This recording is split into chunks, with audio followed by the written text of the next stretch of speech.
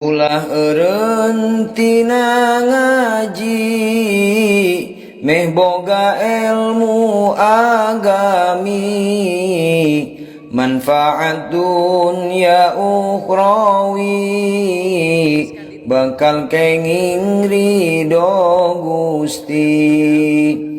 Lamun aya waktu lowong, enggal eusi ulah lowong, tilari ilmu nuluhung,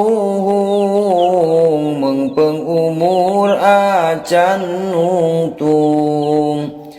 Kahade ahlakna budak, kudu diaping diajak, kana sagala kahadean ameh jadi kabiasaan. Mugi urang sadayana tiasa ngamalkeunana, sakumaha dawuh Rasulna kangge bekal akhiratna. Hai dulur kaum muslimin, regepkeun ieu syiiran, manawi tambah lumayan, janten jalan kabagjaan. Ulah eureun tina ngaji meh boga ilmu agami, manfaat dunya ukhrawi, bakal kenging ridho Gusti.